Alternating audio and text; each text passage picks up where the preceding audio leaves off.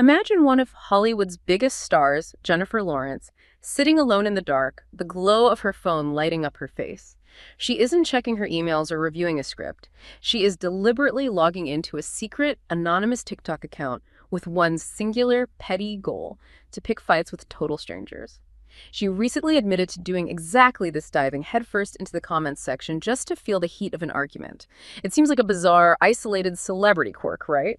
But looking closer, her behavior is actually the perfect snapshot of a massive cultural shift.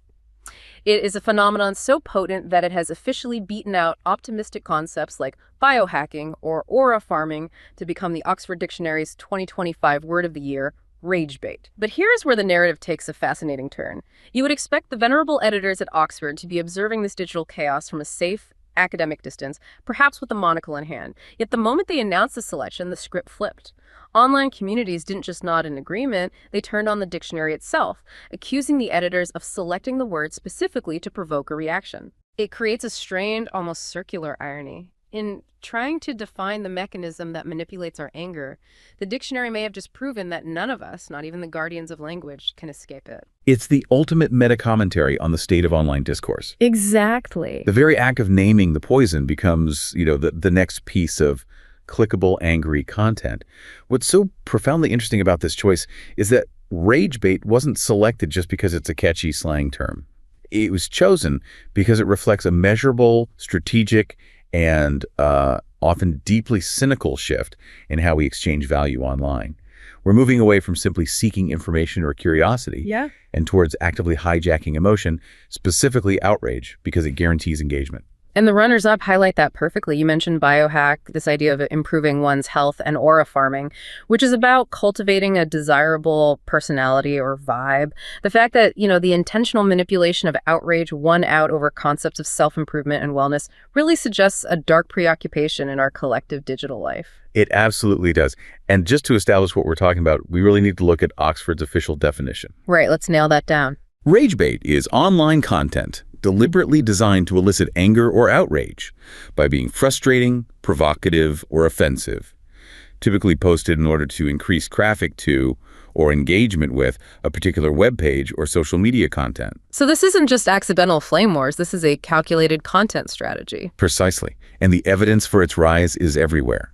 The usage of the term itself has reportedly tripled in just the last 12 months, which signals a massive widespread awareness that this mechanism is operating on us. It feels like it has the same DNA as clickbait, which was, annoying, but rage bait feels weaponized. It's like they found a way to upgrade from mild irritation to genuine fury. That's a very sharp distinction. The linguistic roots are indeed connected.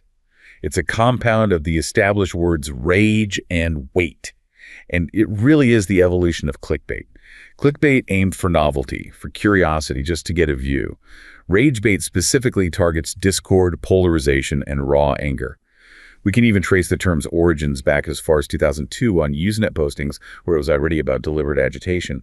It's just now become the mainstream shorthand for the attention economy's primary fuel. And once that rage bait hits the feeds, it seems to lock us into this continuous destructive loop. It's a completely self-perpetuating cycle. Casper Grathwohl of Oxford Languages perfectly connected it to their 2024 word of the year, which was brain rot. Yeah. You introduce rage bait, that provocative, frustrating content, which then sparks engagement because anger is just highly, highly engaging. The algorithms then amplify it. And that constant high-octane exposure to negativity and trivial antagonism leads directly to brain rot, the mental exhaustion, the reduction in attention span, and that general feeling of depletion from just endless antagonistic scrolling. So the cycle guarantees platform time, but it destroys our capacity for thoughtful attention. Absolutely. The system wins, the user loses. But that sets the stage perfectly for the behavior itself. When we discuss rage bait content, we are really talking about a highly sophisticated form of trolling. I mean, it's a specific form of online consumer misbehavior. Precisely. Trolling is not just being mean online.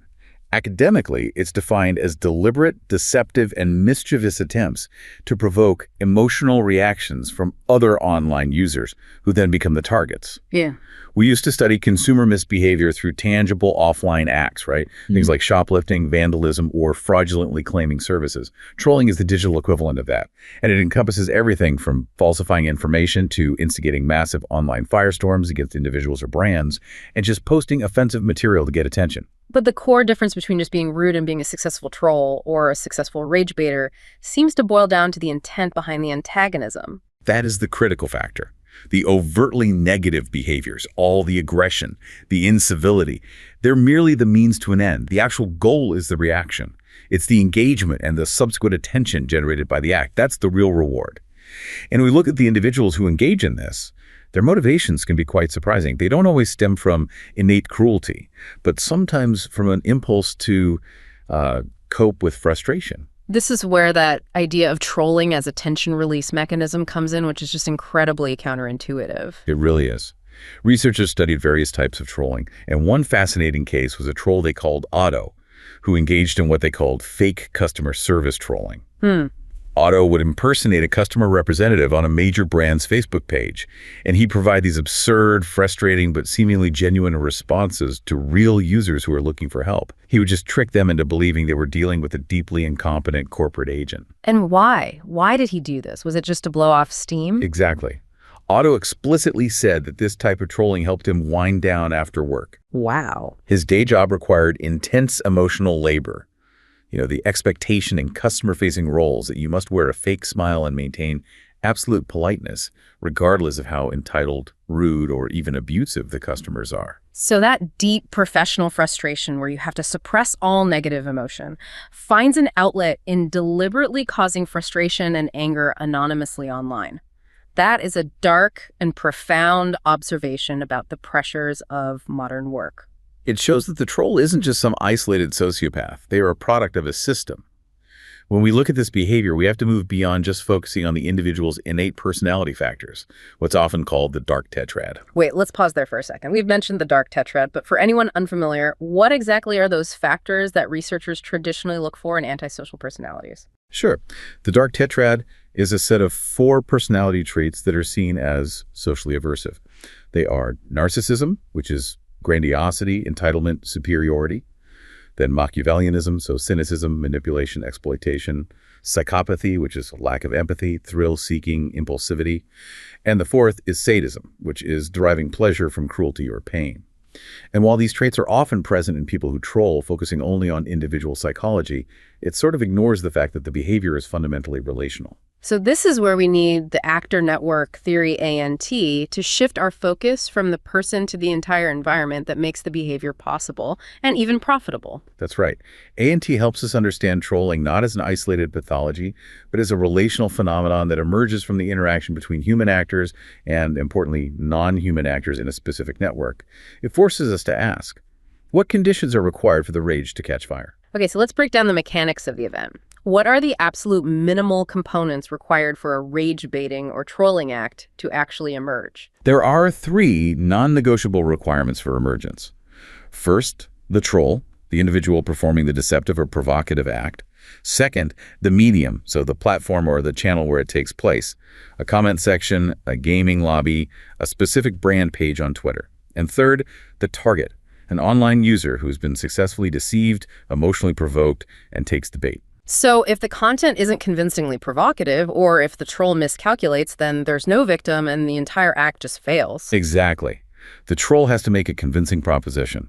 One successful troll noted, if there is not a convincing proposition made, there shall not be a victim for the troll, no engagement, and thus no win. The troll isn't usually guided by elaborate selection criteria. They just look for the first person who responds to the initial bait. The act requires that immediate reactive engagement. Then the platform itself, the medium, it has to facilitate this, right? It can't just happen anywhere. It absolutely requires a trolling-friendly medium, which relies on 3 characteristics. First, fitting technical affordances, like comment boxes, reply chains, or features that encourage anonymity. Second, a discernible medium culture. And third, absent or incapable regulators. That idea of a discernible medium culture is fascinating. Can you elaborate on that a bit? One troll, who they called Alfie, provided a wonderful insight here. He stated that he actively avoided trolling comment sections on certain news sites, specifically Fox News. His reasoning was that the users there were extremely right-wing and already extremely angry. Wait. He avoided a place full of angry people because they were too angry. That sounds like a paradox. It is a paradox, but it speaks directly to the troll's motivation. If the crowd is already at peak outrage, The troll can't generate a new reaction or a unique, satisfying sense of chaos. It made it harder to turn the conversation into something light and silly, which was Alfie's preferred style of disruption. Trolls seek a novel reaction to their mischief, not just joining an existing echo chamber of fury. He preferred targeting predictable, emotionally controlled environments, like corporate social media channels for, say, a canned baked beans brand. A baked beans brand. Yes, because he knew the community managers were required to respond with that lawyerly, condescending fake friendliness. The guarantee of a measured, controlled corporate response was his emotional win. That's a perfect encapsulation of how the troll exploits emotional labor for their own attention. So now we need to broaden our perspective beyond just that core trio. ANT identifies 9 categories of actors that sustain this entire ecosystem of mischief. That's right.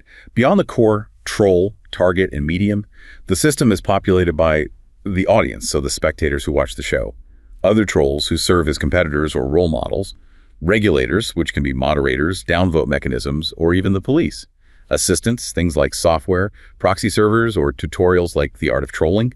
Trolling artifacts, which are the screenshots, videos, and media articles that immortalize the act. And finally, revenue streams, the financial incentives. So the whole mechanism, even if it starts with one person's boredom, is sustained by these 9 interconnected components. Let's focus on the 4 key practices that keep this ecosystem thriving and ensure trolling becomes this cyclical, unintended consequence of platform design. Okay, the first practice is celebrating. The perpetrators and their behaviors are rewarded with praise and honor, mainly from the audience and, ironically, the mass media. Trolls actively cultivate fan bases and achieve a form of micro-celebrity status. So media outlets and trying to report on a heinous troll incident are actually providing the ultimate reward celebrity status to the bad actor. Exactly. Trolls reported that being featured in the media felt good. After a successful raid and prank call was sensationalized on NBC News, one participant actually cried out, "We are famous! We are fucking famous!"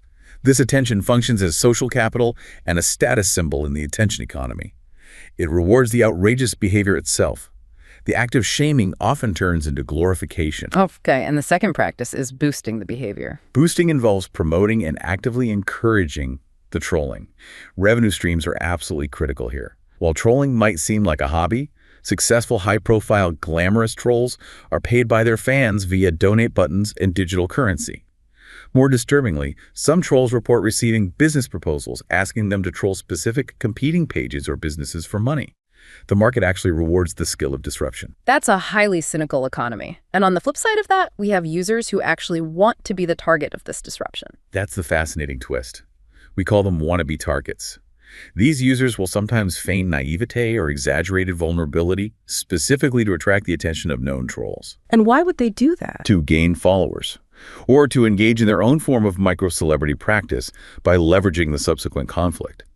The system has become so focused on attention that being a victim of a high-profile troll can be seen as a promotional opportunity. This is boosted, of course, by non-human actors like upvotes, likes, and shares, which acts as quantifiable, immediate success metrics. And what about the regulators, the people whose job it is to stop this? They're supposed to be deterrents, but you're saying they often end up boosting the behavior too. Counterintuitively, yes. The attempts by regulators, whether platform moderators or law enforcement, to stop trolling often provide the troll with their greatest validation. Mass banning, public condemnation, or threats of police action are universally viewed by trolls as confirmation of success and a badge of honor. The trolls publicly mock these efforts, and even permanent account suspension is often seen as an inevitable part and parcel of the trolling lifestyle, not a serious deterrent. It sounds like the most effective way to beat a troll is just to ignore them, which is incredibly difficult when the platforms are designed to make us react. And that brings us to the third practice, facilitating. This is where the platform's infrastructure passively assists the behavior. Anonymity is the paramount assistant here. Notorious trolls rely heavily on proxy servers, throwaway accounts, and pseudonyms to protect their offline identity. But didn't we note that the successful glamorous trolls sometimes abandon total anonymity? How does that contradiction work? That's where the personal brand comes in. Anonymity facilitates the initial bad acts, but once a troll becomes famous, they need a consistent identity. So they selectively associate their pseudonyms with their real names, often through media interviews, to nurture their personal brand and monetize their celebrity. So the system facilitates bad acts through anonymity, but it facilitates celebrity through a consistent, recognizable persona. That makes perfect sense. And the final practice, normalizing, sounds like the long-term, most damaging structural consequence of all this. It really is. It is the process by which all of this extreme antagonistic behavior becomes ordinary, accepted, and taken for granted as just the way the internet is. The widespread circulation of trolling artifacts, those screenshots and viral clips, is key here. They're easy to digest and share, reinforcing the perception of ubiquity. The audience rarely intervenes effectively, and when they do, their efforts are quickly shut down by the troll's fanbase. Essentially, receiving likes and upvotes on offensive or misleading content signals to the troll and the entire audience that this type of misbehavior, while maybe technically wrong, is entirely acceptable and profitable. So we've established that the mechanism is systemic, relational, and self-perpetuating, relying on this cast of characters who all benefit from the chaos. Now let's pivot to the root cause. The platforms are not just allowing rage bait, they are intentionally engineered to promote it.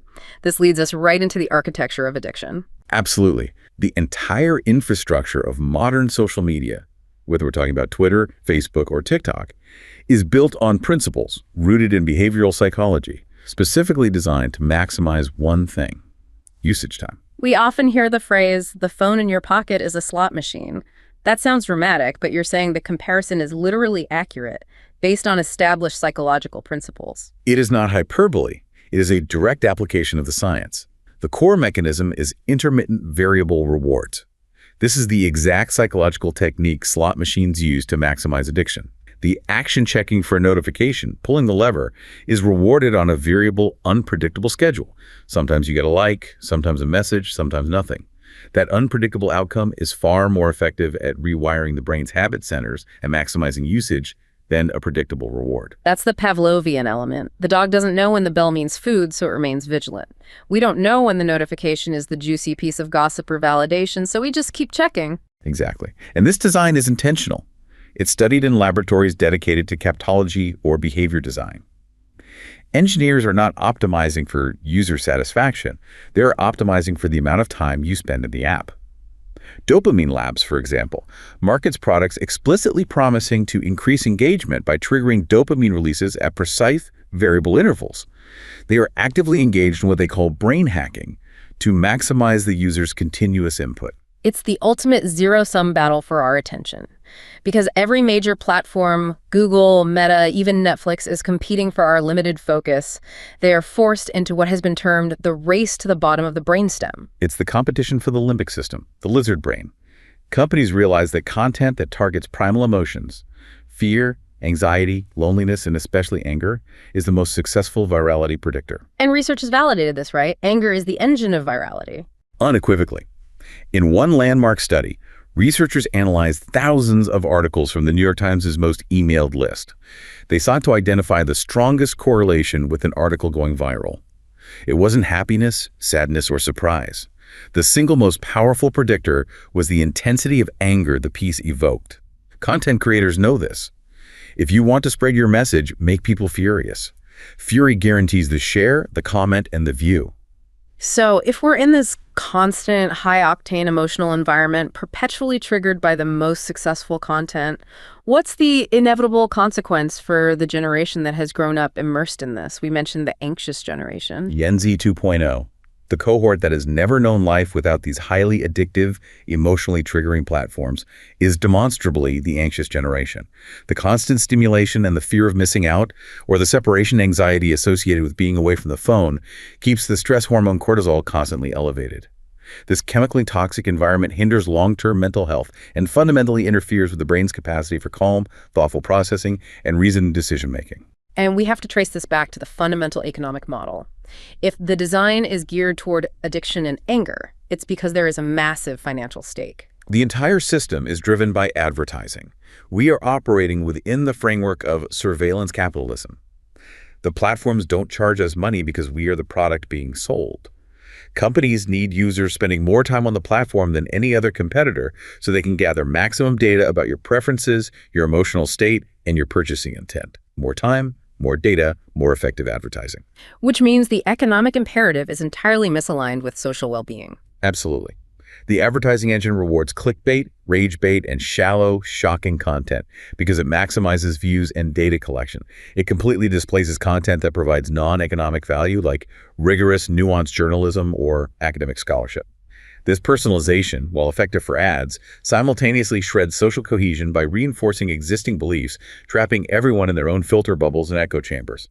The money is in the fragmentation. That is the perfect segue to the systemic costs of rage bait. When anger is monetized and the platform's financial success is predicated on emotional fragmentation, our ability to have rational public discourse and maintain trust in institutions is severely compromised. The collapse of institutional trust is perhaps the most dangerous consequence. We see how rigorous academic truth is actively being dismantled by viral lies designed purely for outrage. Tell us about the case of Dr. Elias Thorne, the economic historian. It perfectly captures how institutions capitulate to these algorithmically driven mobs. Dr. Elias Thorne published a highly technical, nuanced paper on industrial tariffs, a topic that should, frankly, put most people to sleep. His work required years of dense research. However, a major news aggregator on social media got hold of a tiny 14-second clip of his nuanced lecture. They yanked it entirely out of context and captioned it with a devastating, provocative lie. Tenured professor says working-class poverty is a necessary sacrifice for the elite. Wow, that is rage bait in its purest form. A simple, easily digestible lie designed to incite maximum fury. The clip went viral instantly. Thorne's professional inbox was immediately flooded with hundreds of death threats and threats of violence against his family. The reaction from his university was, well, it was telling. Instead of defending his rigorous, peer-reviewed scholarship, the university issued a vague statement distancing themselves from his controversial remarks, prioritizing institutional reputation over academic integrity. The message sent to every academic and every serious journalist is terrifying. Nuance is dangerous, and rigorous scholarship is entirely defenseless against a viral, emotionally charged lie. He was effectively silenced, not by government censorship, but by an algorithmically amplified digital mob. Dr. Thorne deleted his accounts and canceled his forthcoming lectures. The consequence of rage bait here is the active dismantling of public trust in the experts and the media who are supposed to hold complex truths. The complex reality is always beaten by the simple, emotionally resonant outrage. This hyperpolarization also creates this massive vacuum in the middle ground, forcing the marginalization of moderate voices, what you've called the political exiles. The story of Mark, a high school civics teacher, captures this perfectly. Mark described himself as a classical liberal, someone who values open debate, meritocracy, and reasoned compromise, not necessarily a hard partisan on either side.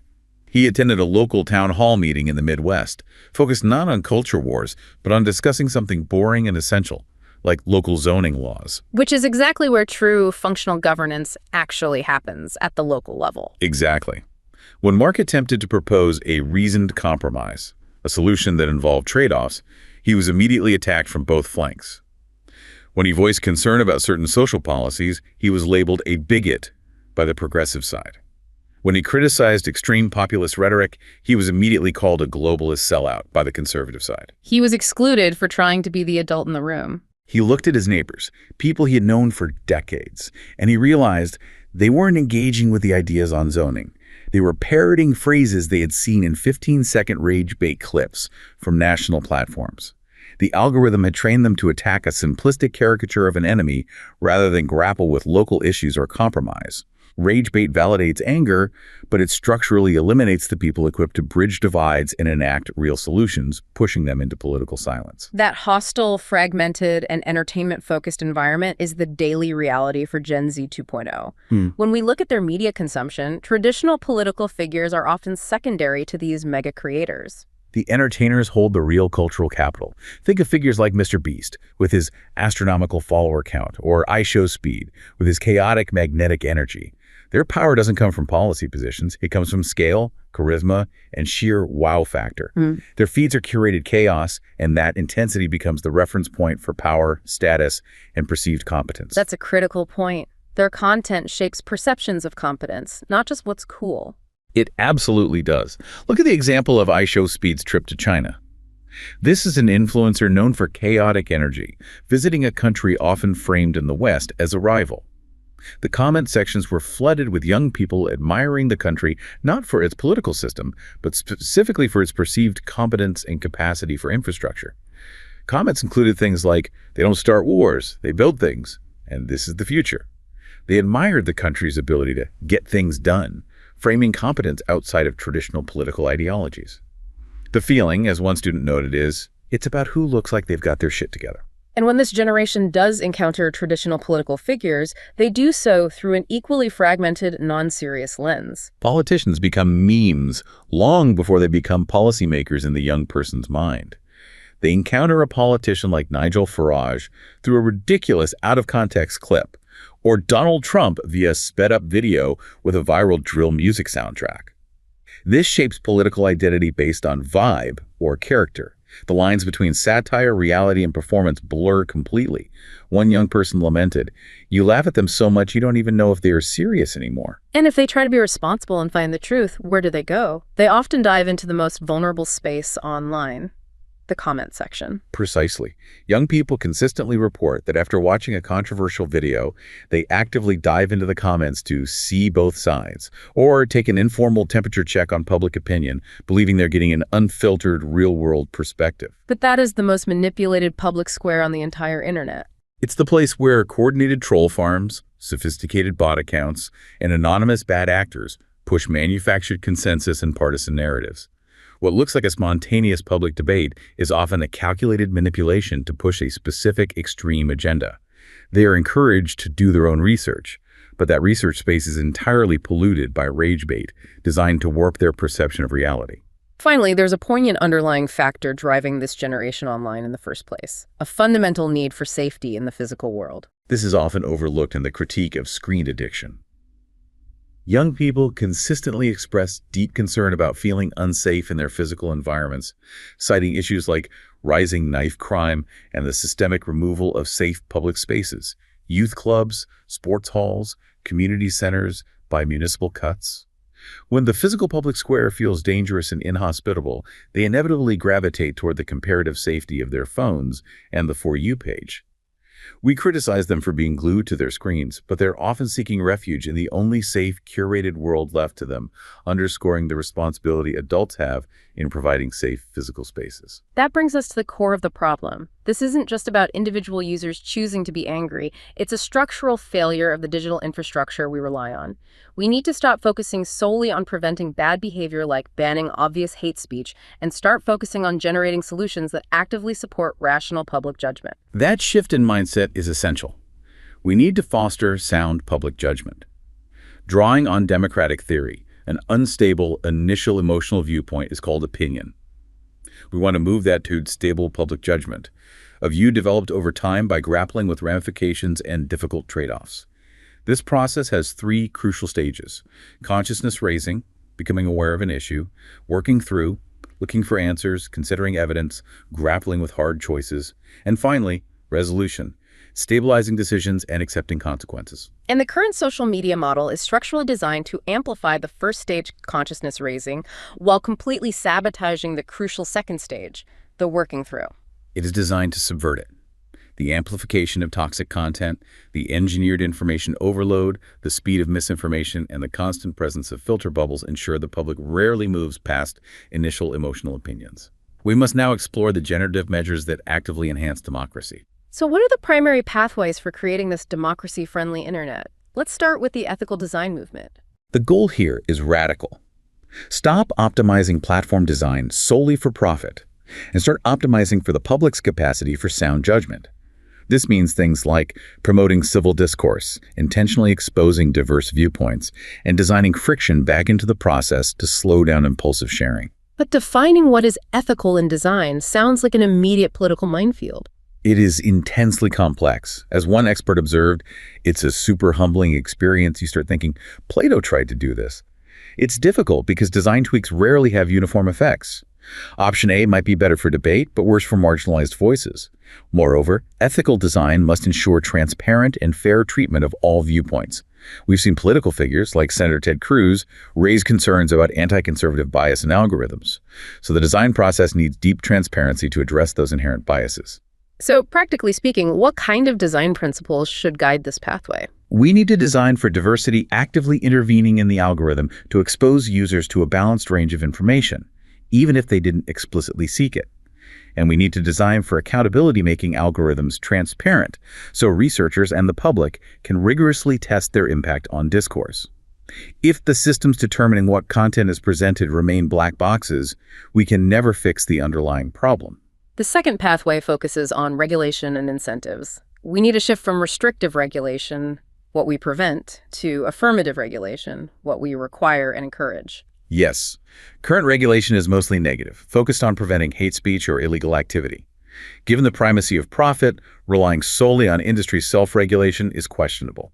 Governments need to step in with affirmative regulation that mandates specific pro-social platform functions. What specific proposals are being discussed that mandate positive behavior? One proposal draws inspiration from traditional media, requiring large tech companies to contribute a percentage of their revenue to a fund that supports smaller, alternative platforms specifically designed to promote sound public judgment and civic engagement. It's similar to public service requirements once imposed on traditional radio and TV broadcasters. This would reroute some of the attention economy profits back into strengthening democracy. That's ambitious, but regulation is easily circumvented by tech giants with armies of lawyers and engineers. That's a valid concern. Duncan Watts, a prominent researcher, warns that regulation must be deeply informed by the technical realities of how digital platforms actually operate. If legislators don't understand the mechanisms of algorithmic amplification, the companies will easily circumvent the rules, potentially making the situation even worse. Regulation requires expertise. The third pathway then shifts the power dynamic by focusing on consumer education and power. The current user is largely uninformed about how algorithms manipulate their thinking and construct filter bubbles around them. We need mass education about the structural harms to democratic discourse. But this can't just be finger-wagging. It needs to show a double bottom line.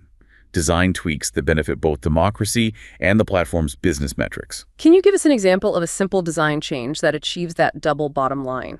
The replacement of the basic like button with a respect button is a great research-backed example. The studies show that replacing a simple endorsement like with a more considered affirmation, respect, encouraged significantly more thoughtful and civil engagement. Crucially, it did not decrease the time users spent on the platform. In fact, it increased thoughtful engagement, and users were more likely to respect political comments, even those expressing opposing viewpoints. Wait, if the goal is to optimize for sound judgment, but the platform still managed to increase time spent, aren't we still feeding the core addiction issue? The respect button might encourage civility, but it hasn't broken the addictive engagement cycle of surveillance capitalism. It just rewards thoughtful emotion instead of angry addiction. That's the critical challenge. You've hit on the tension perfectly. It proves that civil design is possible, but it doesn't automatically solve the fundamental problem of time maximization over mental well-being. That's why we need massive mandated consumer education. We need to educate consumers about the risks of filter bubbles and divisive discourse, just as tobacco companies were eventually required to inform the public about the risks of smoking. Users need to be empowered to make informed choices about where they spend their finite attention. Finally, we turn to research and innovation. This seems inherently difficult because the entities that need to be studied, the platforms, are actively hostile to outside investigation. We are currently locked into what Duncan Watts calls a bad equilibrium. Tech platforms discourage outside investigation, citing corporate privacy, which creates a massive chilling effect. Researchers have bad data, and corporations stonewall. This leads to a situation where people who know stuff aren't allowed to say anything. People who are doing all the talking don't know anything. We desperately need regulation that mandates data access so researchers can effectively test potential solutions without corporate control. Since large-scale A/B testing is difficult right now, are there smaller existing innovations that provide a proof of concept for a healthier public square? Yes, several brilliant alternatives are showing success, primarily by reintroducing friction in human oversight. One is the platform called Change of View, which emerged from a Reddit community. Its core function is to allow users to flag arguments that have successfully changed their minds. That's revolutionary. It immediately rewards intellectual humility and reasoned debate, which is the antithesis of rage baiting. Exactly. Another powerful example is Front Porch Forum, FPF, a hyperlocal platform connecting real neighbors, predominantly used in Vermont. FPF requires users to register using their full, real names and street addresses, linking the digital to the physical community. It relies on paid human moderators to enforce civility and vet posts. The human moderator and the mandatory use of real names seem like huge barriers to trolling. They are intentional barriers that reintroduce social consequences. This platform, often referred to as slow democracy, has been shown in studies to significantly increase community trust and local civic action among neighbors. It proves that when anonymity is removed and human moderation is valued, civil discourse returns. And finally, the V-Taiwan model, which uses technology to move groups toward common ground instead of just deadlocked fighting. That utilizes the Polda software. Polda uses sophisticated sentiment analysis to scan massive data sets of user input and identify common themes and areas of agreement, even among highly polarized groups. It intentionally limits direct replies to prevent those unproductive back-and-forth diatribes that characterize rage baiting. So instead of shouting at each other, users are grouped based on the statements they agree or disagree with, allowing them to see common consensus points that they didn't realize existed. Precisely. The Taiwanese government uses this system via V-Taiwan to crowdsource complex policy ideas before legislation is even drafted. The process is specifically designed to follow the stages of public judgment, moving from awareness to working through evidence, deliberation, and finally, stabilization and resolution. It provides a real-world governmental proof that thoughtful digital infrastructure can be designed to resist rage and foster sound public judgment. What we have seen is that the engine driving the rage is not just the bad intentions of a few trolls, it is the fundamental economic design of the platforms themselves. The system is engineered to prioritize emotional hijacking over thoughtful engagement, because anger guarantees attention, and attention guarantees profit. This realization that our devices are not neutral tools, but are structurally designed to maximize our time and our fury, changes the entire conversation.